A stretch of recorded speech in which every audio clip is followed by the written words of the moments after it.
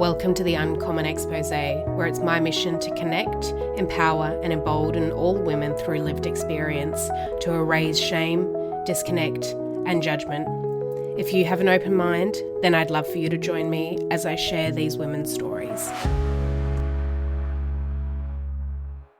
Let's do this. All right, welcome back. I'm going to say welcome back. We haven't released your other episode yet, just because I am waiting on just some guidance. I don't want to say too much now because I don't know if I'm going to release that first or this first, but there is another episode coming with you, so I'm very grateful. It was obviously not a bad experience. No, I guess just technicality side of things, a little nitty-gritty. For you to want to come back as well. Yeah, definitely. Yeah. Cool, all right, so let's just crack on. Your name and your story. Okay, well, my name's Tamika. And my story, I guess, like, mental health is probably a big part of my story and who I am today. Growing up, I think both parents in somewhat had mental health. Mm-hmm. My mum had it a little bit more. And then my dad just had that sort of seasonal depression, so to speak, like when your marriage breaks up or you lose your job, like it's normal to do that. So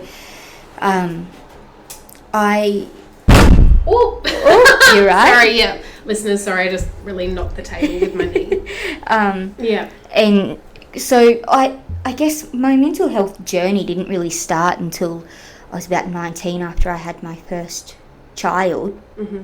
And I remember she was cluster feeding, and I was on the couch with her, and she was about 3 months old, and she just kept crying, and I kept looking around the house thinking, I like to feel in control, so my house being clean is how I feel in control. And they say clean space, is a clean mind. Yeah. And I remember for months I'd look around the house, was just not filthy, but there was dishes and there were clothes, and you're in that newborn bubble. That's what happens. And it's hard to release that, though. I struggled as well. Yeah. And all the things and all the toys, and there was just stuff everywhere. Yeah. And then breastfeeding, you feel so trapped, like you always got this parasite attached to you. And then yet again, being your first time mum, like you didn't. I also didn't have my mum. I don't talk to my mum. We don't have a good relationship, so I didn't have that sort of mother figure there. Anyway, so she was just on my boob all day, and she just was crying, and I just said, "Will you shut up?" Yeah. At that moment, right then, once I raised my voice and let those big emotions out, I put her in a swing, clipped her up, and I went behind the couch and called her dad. I remember before I had her, my auntie said to me, if it's ever getting too much, put them in a safe spot and just leave. They're going to be there still as long as they're safe. And I just said to him, I need to see a doctor. Like, something's not right. So that was 2016. I went and saw a doctor that afternoon. I then went and saw, is it psychiatrist that doesn't prescribe you medication? Psychologist. I should know that because I've seen psychologists. Okay. So then my GP put me on antidepressants and said, you've just got postnatal depression. I then went and saw a psychologist. She was actually just a counsellor for maybe a couple of months. I guess I sort of felt somewhat normal. My baby's dad and I then bought a house and we got married. We had another child. So that's, fast forward 4 years now. 4 years, we then separated, and I just plummeted. I sort of got a little bit of postnatal. I'm going to use that loosely because at the end of this, it's going to make sense. But I sort of got a little bit of postnatal again with my second daughter, but it appeared different again. So with my first, it was sort of, I'm going to say thoughts of harming her, but it wasn't like I wanted to kill her or drop her. It was more so that burst of anger, yelling. We would be in the car and she'd be crying and I'd be like, just shut up, Like just stop. I was so frustrated and just didn't. Motherhood rage, I feel, is something that's just not really, I don't know, discussed, but for me that's been the hardest thing. Just that anger, like, pulsing through my veins at normal things that it's uncontrollable. Yeah, well, I guess too, like, these little people that we're raising, when they have tantrums and I guess these outbursts, typically it's they're tired. Yeah. They can't communicate what they're trying to say. We're not understanding. Hungry. They're hungry. We're also feeling those things. Yeah. But we're not checking in with ourselves. Yeah. You know, like, have we slept? Yeah. When was the last time we ate? Yeah. And not just the crust of our child's. Yeah. You know, like a half nugget. Yeah. Yep. Yeah. When have we actually eaten and fueled our body?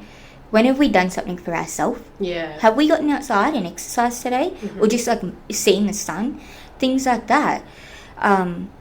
And so then with my second daughter, the postnatal was harming myself.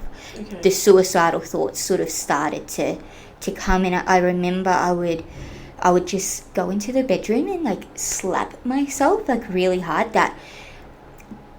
That feeling of being the one to control my pain. Yeah, okay. I guess sort of felt somewhat good. Yeah. I never self-harmed as in cutting. Yeah. I can sort of sympathise with people that do that because yet again you're causing that pain on yourself. Yeah. You're in control of that pain. That slapping didn't last very long. And then when my youngest she was about 10 months old, my then husband, my children's father and I, we separated. And we separated purely because of my mental health. Okay. We were young, like we were 16 when we got together. Yeah. I've been trying to go through these waves of things. Still not, actually, I did not have the correct diagnosis. And it just got too much and really put a strain on our marriage. In between my first and second child, I'd stopped seeing the counsellor as well.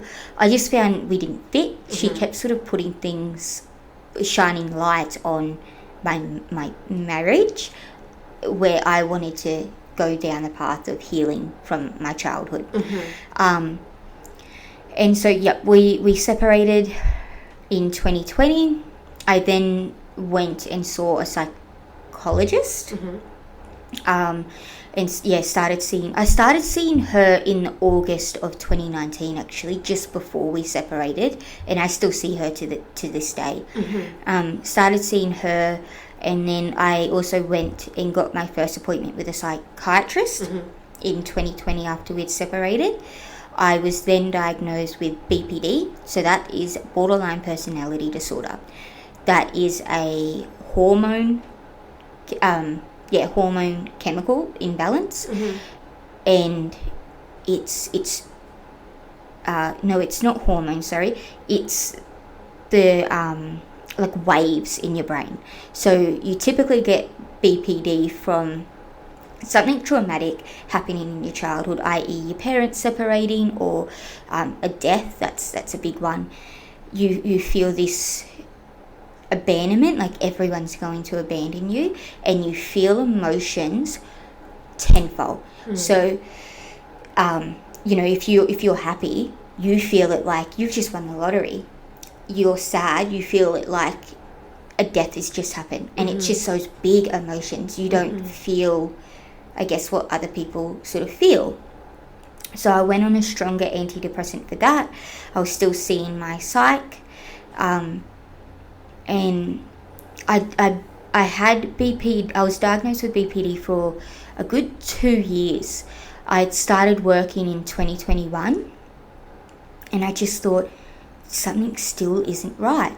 I would have these highs, and I could track it like a period. It doesn't go in sync with your period, but I could. It's like cyclic. I could, yeah. So I would have these highs where I would have these really awesome ideas and have heaps of energy. I would clean my house. I could not sleep. I just would not be tired. I wouldn't get hungry.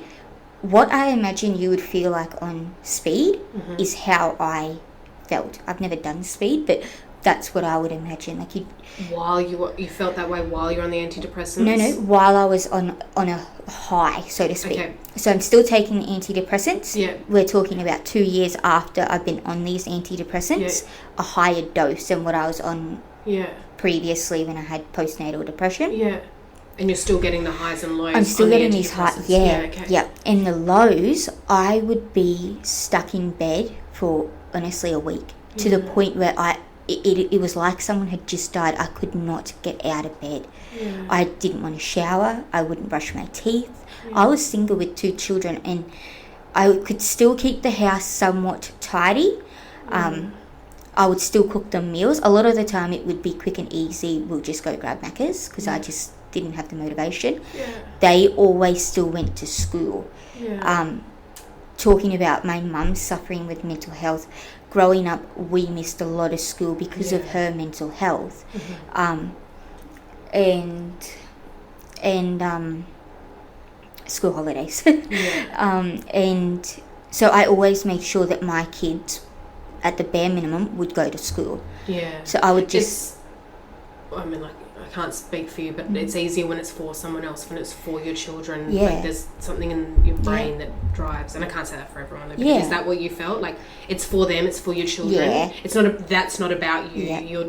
There's other things going on. Yeah, and it was also easier than being at school because they were at school for 6 hours. Yeah. I didn't have to parent. Thank you. I was going to say worry about them, but I don't know if that's the right word. I didn't have to parent. I would get dressed sometimes as if I was going to work because I didn't want them to know I wasn't. And then I'd drop them off, come home and literally just get back in my pajamas and bed rot. Were you sad or like crying? And not so much crying. Can you explain the emotions that you kind of felt? Like you said, no motivation or... Yep. I was sad, like that depression sort of feeling you get. Yeah. I had a lot of suicidal tendencies and a few attempts. Early in 2021, might have been at the end of 2020, my girl's dad would sometimes come into the house. I lived in a little apartment. He would sort of like break in through the shed door and come up because he knew that I was suicidal and knew my sort of struggles. He wanted to make sure that I hadn't done anything and tell the girls, just wait here, when I come back then you can come up. Thinking about it now, I'm like, oh my God. But yeah, when I was in that apartment, and I was in that apartment end of 2020 to about the end of 2021. And that was probably my darkest. So I've only been diagnosed with BPD still. Yeah. Just on antidepressants. And that would have been through COVID. It was, yeah. COVID didn't really affect me too much because I hadn't started working through COVID. I started 2021. Okay. And like my children were still able to go to school. My eldest was in prep, and there was a couple of weeks that we'd done school at home, but like it wasn't too bad. Yeah. And when they were at their dad's, my way to go was overdosing. And because I have complex PTSD, I had a lot of sedative medications. I popped the first time, it was about 40, 60 tablets, and just handfuls. I was just doing handfuls. With the intent to end your life? Or to just... No, I wanted to die. Yeah, okay. I knew my children were going to be looked after as well. And when you get into that sort of slump, I don't know if I can talk for everyone, but definitely for myself. I've attempted, I want to say almost 4 times, 5 times. In that 1 year? Or? Mainly, yep. It's between that 2020 to end of 2021. Yeah. Yep. My brain would convince me the children are better off without you. Mm-hmm. They have a really good support network. Mm-hmm. Finances are great with their dad. They have a great family. His sister and I parented at the time very similar. Mm-hmm. Our morals with parenting was the way that we were raising our children were very similar. Mm-hmm. So I knew that, like, they're going to be fine without me. I'm very spiritual, mm-hmm. so I also would convince myself I'm more help to them on the other side. You're right. Anyway, yep, so the first time I tried about 40, 50 pills. I can't remember. It was 40, it was, a heap. Yeah. I'd slept, I just fell asleep and I woke up the next day. I can't remember the time frame. Still in that apartment, then I tried 90 to 150 pills. Everything I had. Yeah. You know your big shaker, like gym protein shake? Shakers. I filled that thing up. And I was just handfuls, probably doing like 6 to 10 tablets at a mouthful. Yeah. And some of them are only little. They're not... I could just do it. That time sort of scared me a little bit. I remember standing up, probably... I'd just taken them, and I'd only finished the cup 15 minutes into it. Yeah. I stood up to go to the toilet, and I was like, I could not walk. I was side to side like I was drunk, and I was like, this kind of feels good. And then went to the toilet. I went back to my bed. I then shit myself. Yeah. I could not move at this point then. Yeah. And I just fell asleep. I slept for 3 days then. I woke up and I thought, righto boys, let's do it again. Like, it's not committing suicide again, but guess it wasn't my time. Like, let's face world again. Yeah. The first time I sort of tried was I ran my car into a pole, sort of like just a gate, the Puma near Costco. I think it's something else now. There's like a fence. The petrol station? Yeah. Right near Costco. You know, the petrol station sort of, near the highway. I was doing about 80, and I thought, yep, there was a big power pole right next to the fence.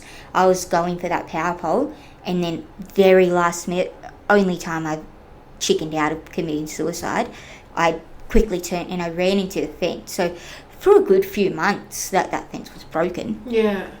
Were you physically unharmed? Yeah, yep. And walked away. Yep, and that's why I then went to trying to overdose, because I thought, like, a car is quite safe. Like, they're designed to save your life. Yeah. You know, I do know lots of people die in car wrecks.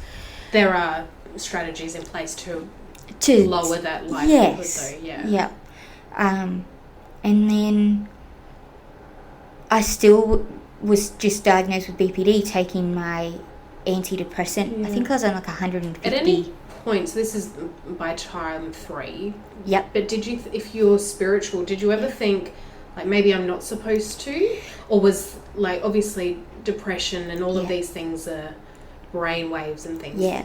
It was just such an irrational discussion in your head that you couldn't think that way. Maybe I'm not supposed to do this. Maybe I am supposed to be here. Does that make sense? Yeah. So, yeah, definitely. Like, after I'd tried and then I've woken up and I'm still here, yes, I would be like, okay, it's not my time. Mm-hmm. Maybe in 4 weeks it is. So then from that low, I would then have another high, and then I would have a low again. Yeah.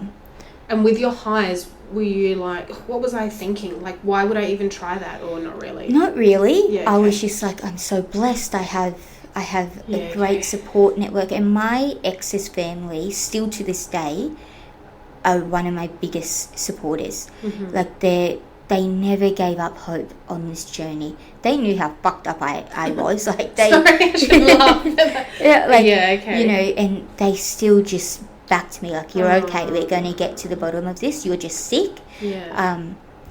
And so and then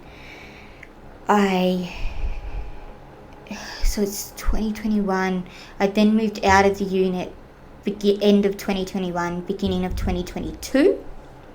I moved into my house, and then it was the end of 2022, so the whole of 22, I was working now full time, and I'd had like over 100 and something hours off in that year, because of these depressive episodes. I hadn't tried suicide in that year. I was getting to it. Like, I'd known my thoughts, like the tendencies were coming stronger and stronger.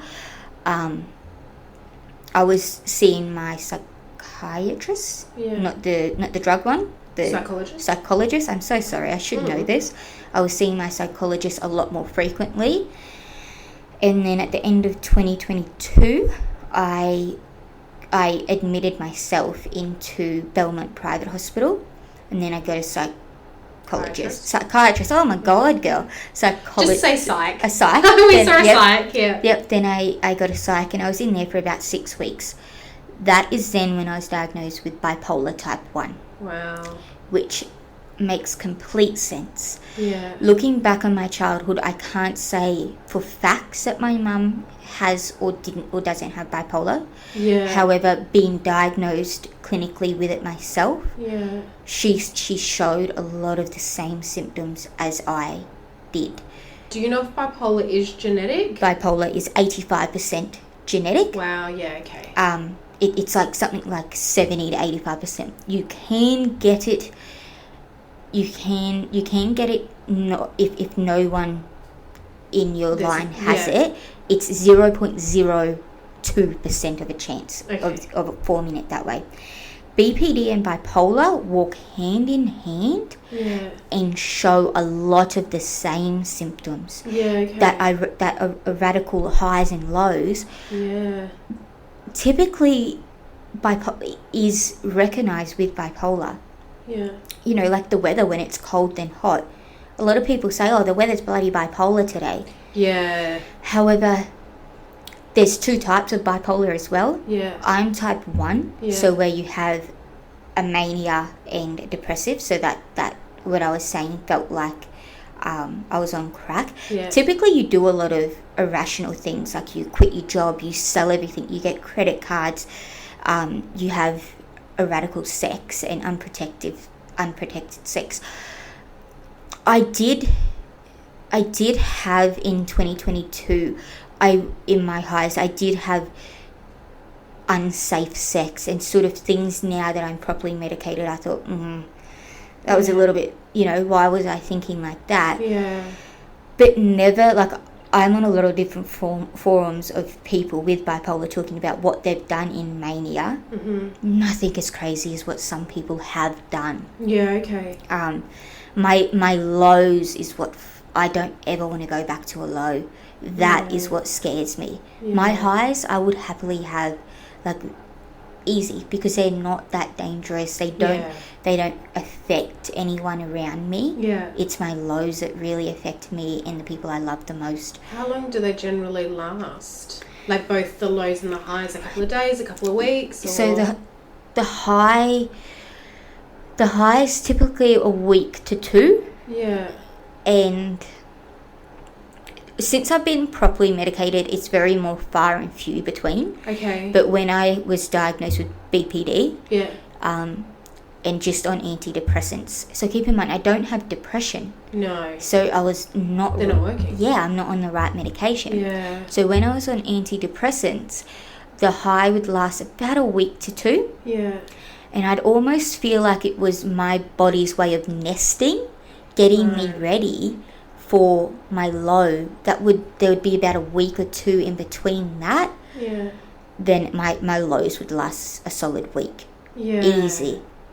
So did you find, is it from high to low to high? Or is it from high to, I'm going to use the word stable.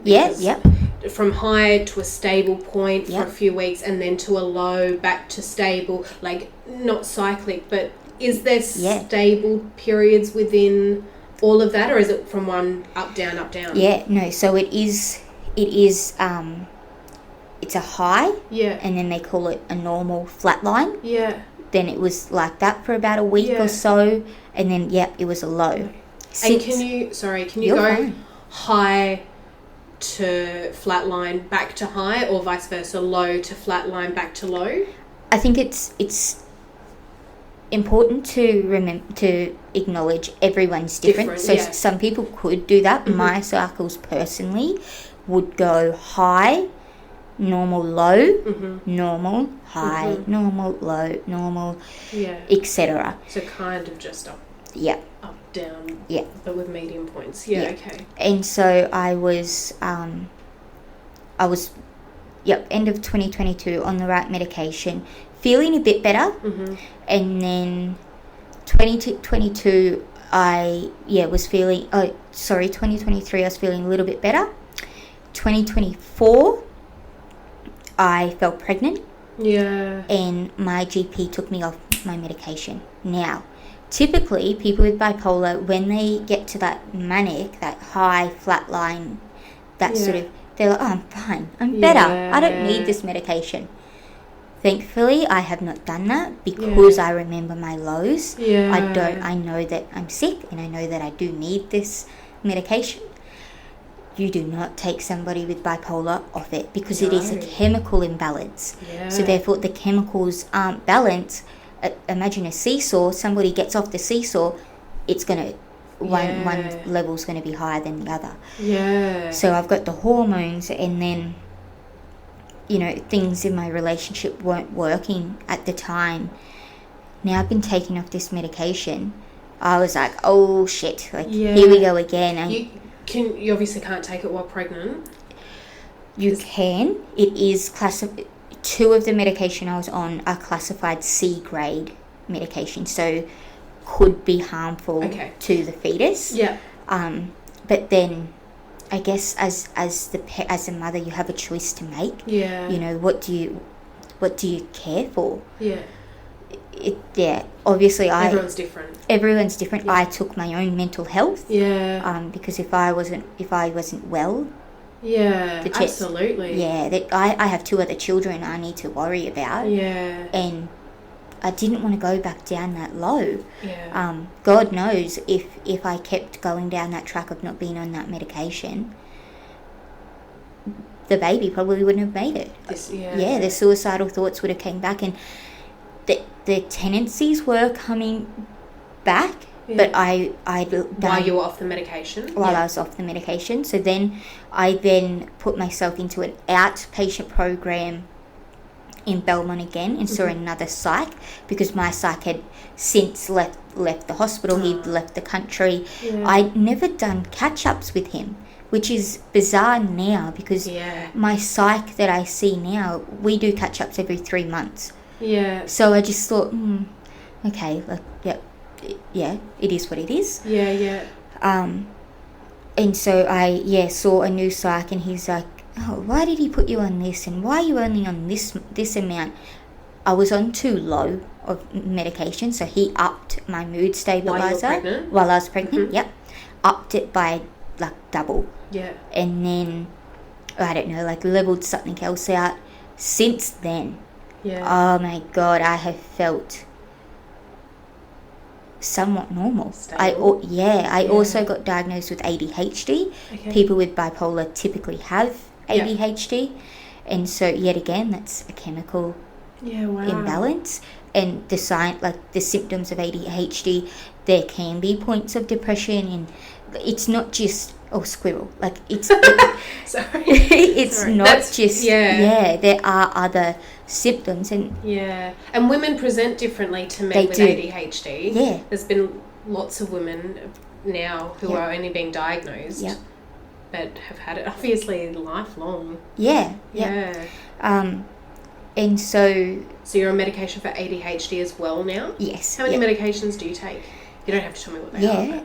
So every day I take my mood stabilizer, and then at night I take, I don't know what it really is. I just take it. It's working. It's working. When I'm told to take it at night. So I take that, and then my ADHD ones, I don't have to take every day.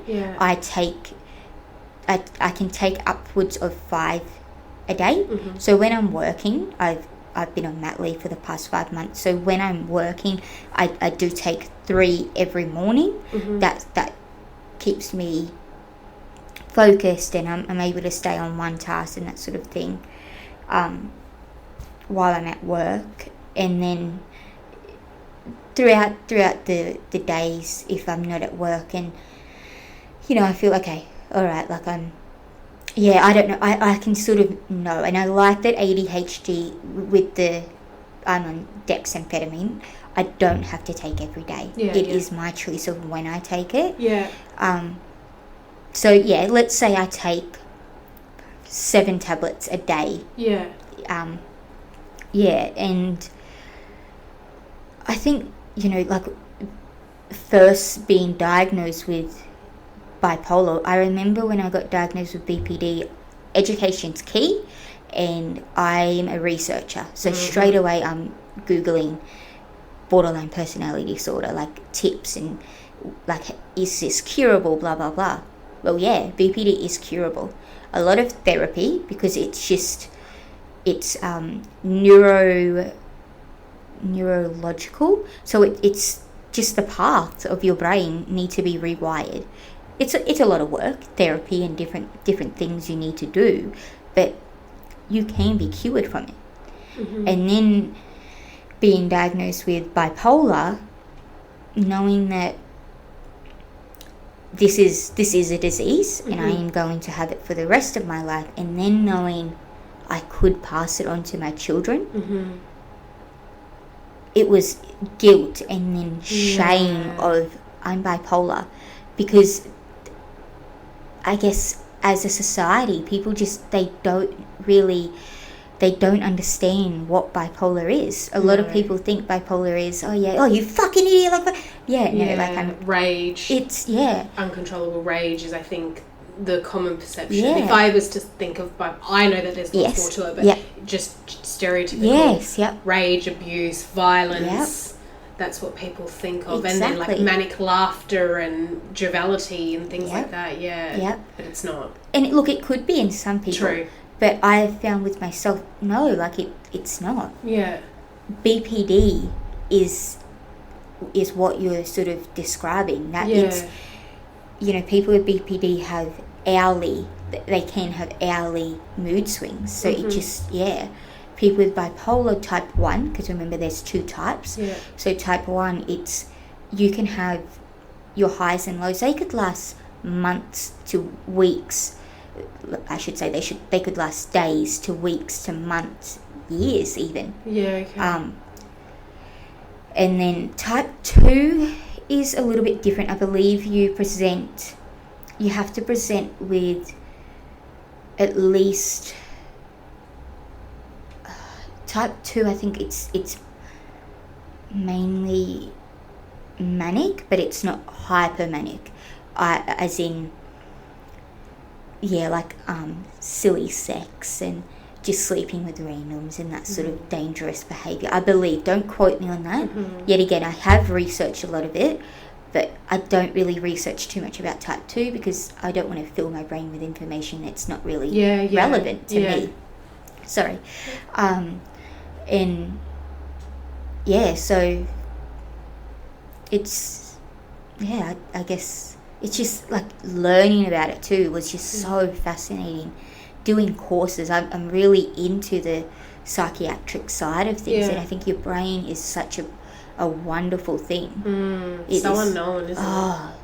Like even when it's sleeping, it's not sleep. It sort of just goes on autopilot. It's an amazing thing. I love it, and it's interesting to me too to know just how much our childhood, being a mum of young children, really does affect the rest of your life. Like your brain is literally a sponge, like they say. And I think they say between the ages of 0 to 5, it shapes what sort of human you're then going to grow up to be.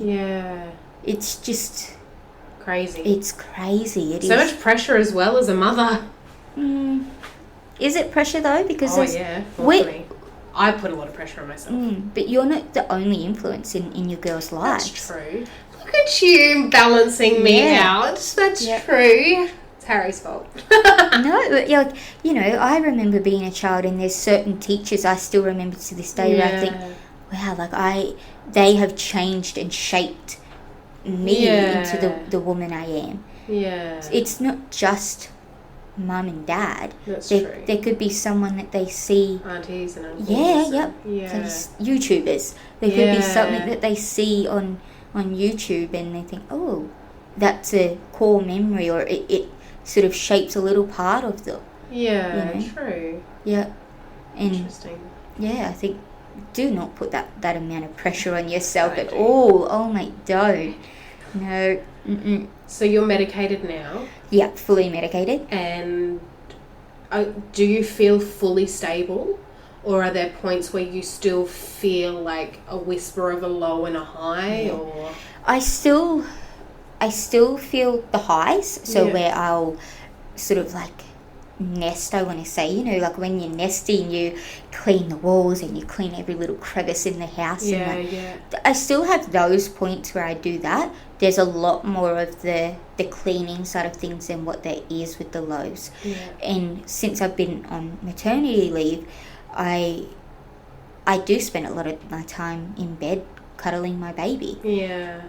Also I keep in mind, okay, I've showered today. There's been times where I haven't showered for 2 days, you know.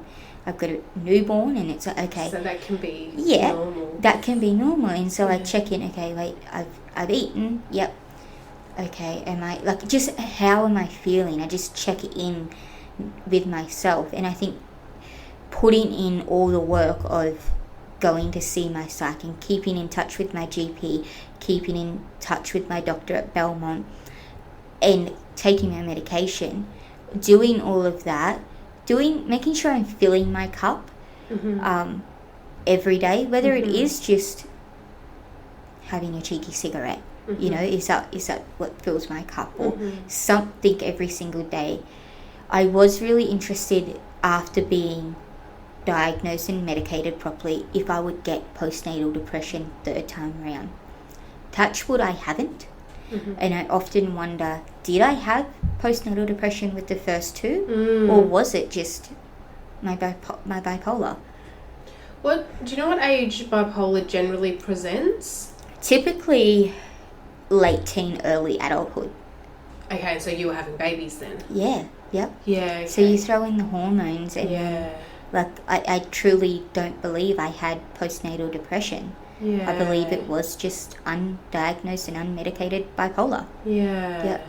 Have you found that now this pregnancy and journey with motherhood, having a third child since being diagnosed and on meds, is a better experience, an easier experience? Yeah. Because you're not managing these other symptoms? Yeah, 100%.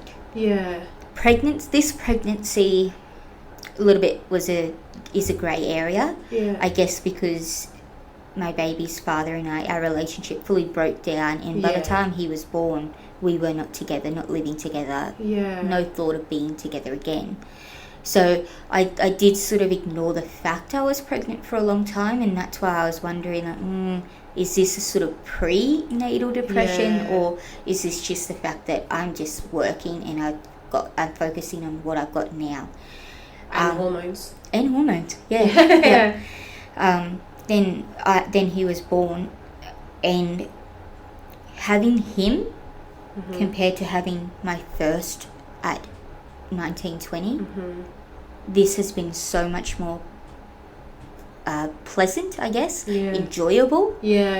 You know, straight off the bat, he was a couple of days old. I've got my other two children at home.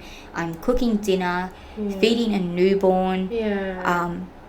I think he might have been a week and a bit old. Yeah. We'd come home. We came home and he was about 6 days old. Yeah. The very next day, so he's a week old. Very next day, I had all three kids. We're doing school drop-off.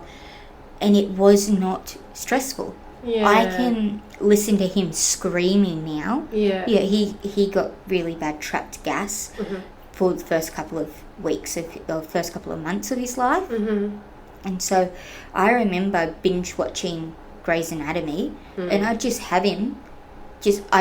I'm very good at knowing the cues of his cry, and so when he was crying air, I knew it was just his belly, and that there is nothing more I can do for this poor little man.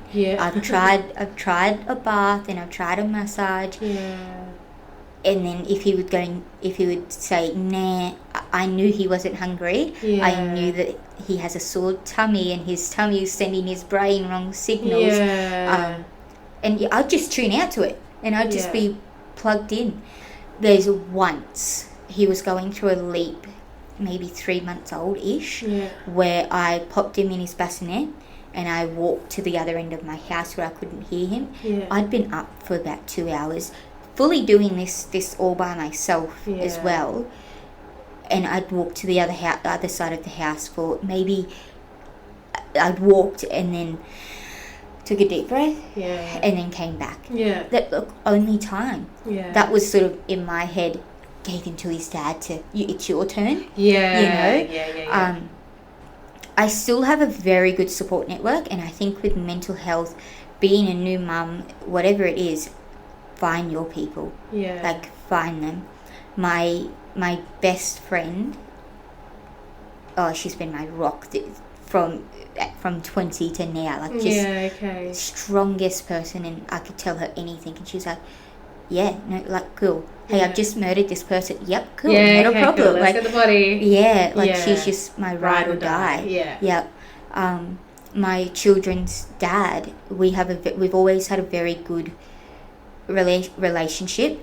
We've had ups and downs, of course. That's human nature though, isn't it? But we've always somewhat got along, and there could be times where I'm like, hey, the baby's been up, I've got no sleep, do you mind having the 2 children or whatever it may be? Not a problem. That's good. You've always spoken very, very well of him. Of course. I wouldn't want to, it's not my place to say anything else either. And his mum, so my ex-mother-in-law, she would call me almost daily the first couple of weeks. Hey, like, how you going? If you need to reach out, you can. Not much she could do. She lives in bloody Airlie Beach. Still, just someone being like, hey, you're not alone, and you don't have to do this by yourself. I also done a few courses at Belmont as an outpatient. I done Triple P, and then Circle of Security. So just tips on parenting, I guess. Loved it. It was great. I was able to bring the baby. There were other mums there. Most of them had postnatal depression. They were patients of Belmont, and so Belmont has a few different sectors, and they have a whole closed off. You need a key to get through to a mums and bubs ward. Highly recommend the hospital, honestly. And then I started going to the working out, because I knew that I needed to at least get out of the house. If I crept myself up, it could be bad. So getting that adult communication, I love to bloody chat. Good. Who doesn't? So that sort of thing. And touch wood. I haven't even had a depressive episode since I was put on higher medication when I was about 22-ish weeks pregnant. Oh, wow. Do you avoid telling people that you're bipolar just because of the stigma? I think I did for a long time, yet again because of the shame and the stigma behind it. But now I think, fuck no, like it's not my fault. I was born with this, and if someone else is out there with it, being diagnosed with depression or ADD, and I think we are very lucky to live in Australia with we have such a good, not even healthcare system, but mental health care system. But the steps, I remember begging my GP, please, like, I need help, like, please help me, at the end of 2022, it was August 2022. I was like, please, like, I need to get into this hospital. I need help. I couldn't because it's so expensive. You need to have private health. Mm-hmm. So then I got private health. I had to wait 3 months to have top hospital cover to then be covered. When you're at that sort of point and you don't have motivation to do the bare necessities, to then be your own voice to want to get better, a little bit shitty. It's a little bit hard. You know, if you don't have the people behind you to say, like, it's all right, like, keep going. And if you don't have that bit of drive in you as well to want to keep going, I totally get it. You know, a lot of people, I'm not saying all, but a lot of people end up homeless due to mental health, substance abuse as well. But substance abuse is not just, oh yeah, I want to try crack cocaine today or whatever it is.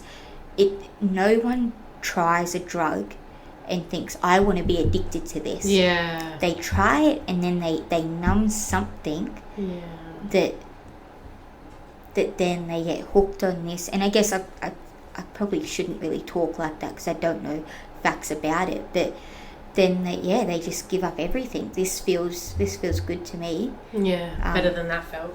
And oh well, I've been evicted, my kids have been taken off me, I've lost my job, and here I am living on the streets in slippery slope. Oh yes, it is. And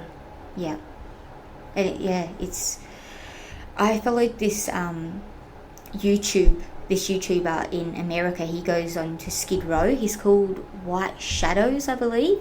And so Skid Row is, I should know, I think it's in between, it's near California, I believe, and it is known as one of the biggest stretch of homeless people.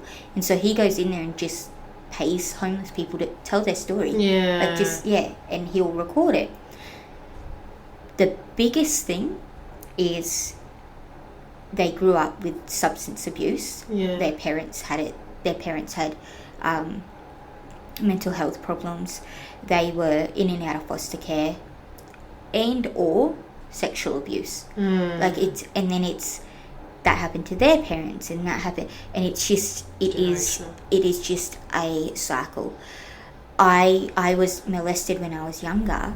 Oh, sorry. No, that's okay. Keep going. Okay. Yeah. I just went to sleep. No. I was molested when I was younger, and so I guess seeing my mum not be able to get out of bed and not be able to send us to school, and then, you know, being molested, I wanted to break that chain for my children.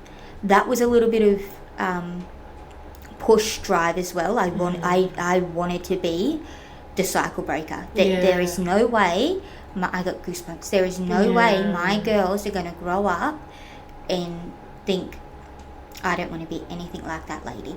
I did have a client say to me once, no matter what, you're going to fuck your kids up, which makes sense. No matter how perfect you are, your kids are going to grow up and think, I don't want to do that one thing, whether it was we had to eat veggies too often, you know, or I had too much love. My parents told me I was so special. Now I can't have an ordinary job because I'm special.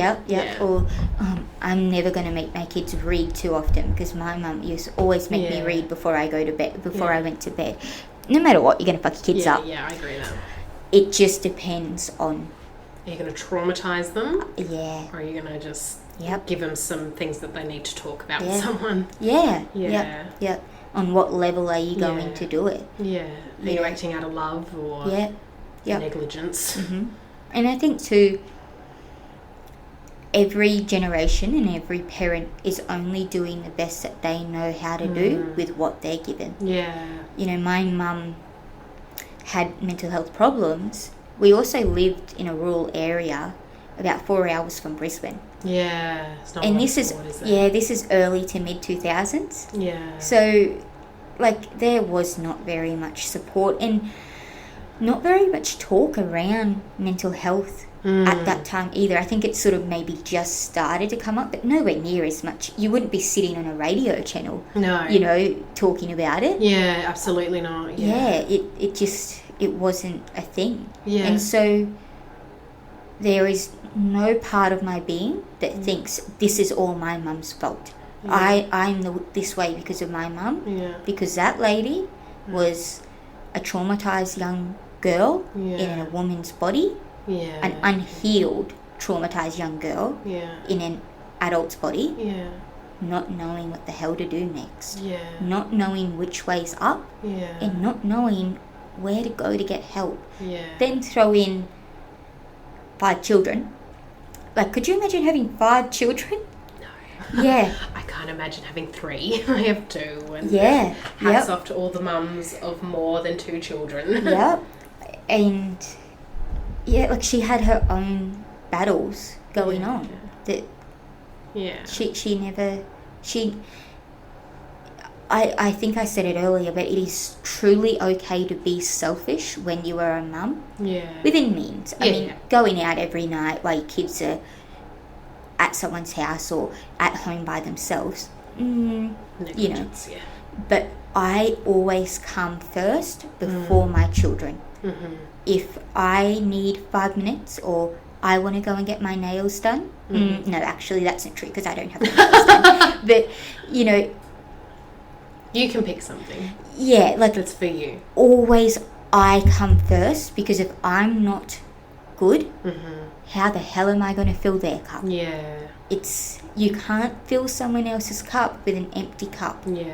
So it's okay to be selfish when you're a mother. I agree. Amazing. So thank you so much. That was so insightful. We just had a little pause, but just the insight and detail that you were able to provide on how you felt and everything was just so beautiful. So thank you so much. You're most welcome. I think the main message I want to get out today is, if you feel something is not right, keep pushing. If you have to see a few other doctors, be your own voice. You owe it to yourself. Don't give up.